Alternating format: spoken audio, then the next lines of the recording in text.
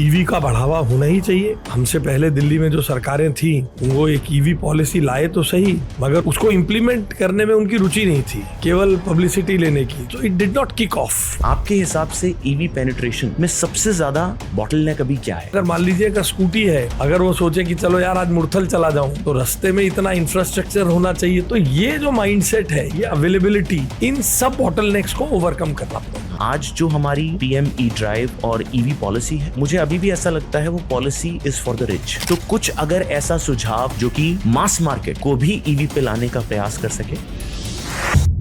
आज मैं आपके सामने बैठा हूं आशीष सूद सर के पास, जो कि दिल्ली में पावर, अर्बन डेवलपमेंट, एजुकेशन और भी कई सारे केंद्रों को मैनेज कर रहे हैं एज अ कैबिनेट मिनिस्टर।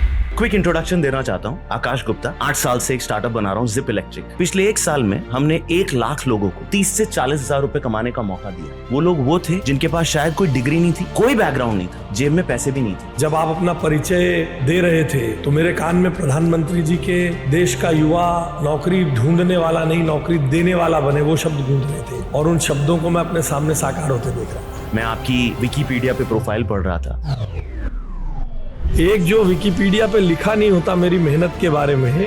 मैं फर्स्ट जनरेशन एंटरप्रेन्योर भी हूँ और फर्स्ट जनरेशन पॉलिटिकल एक्टिविस्ट हूँ।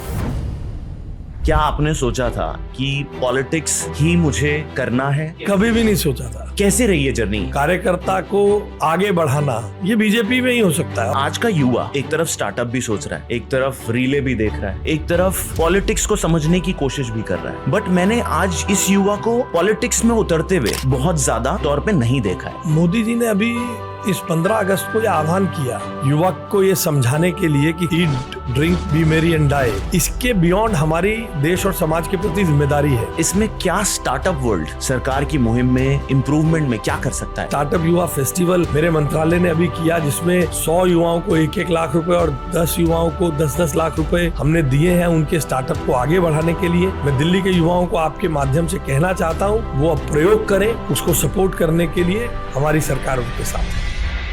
गिग को लेके आपका क्या विचार है? किस तरह से इस कम्युनिटी को ग्रो करा जा सकता है? ये गिग इकोनॉमी जो व्हील्स पर अपना कारोबार कर रहे हैं, ये हमारी प्रायोरिटी है। आपने वर्ड यूज किया, खो जाते हैं, दिल्ली इन्हें खोने नहीं देगी। देश में एक तरह से ये नया एंटरप्रेन्योरशिप, नया आंदोलन है, जहाँ पे बिना एजुकेशन के एक बंदा 50,000 रुपए। देखिए, मैं तो इससे सहमत हूँ। आप सोच समझ के कहिए, नहीं तो मीडिया, गोदी मीडिया कहते हैं कहीं आप पे भी आरोप ना लगाने लग जाए। मुझे तो ये लगता है क्रिटिसिज्म, अगर आप सही काम कर रहे हो, मेहनत कर रहे हो, तो झेलना ही पड़ेगा। 8 साल तो हो गए झेलते हुए, झेलते रहेंगे।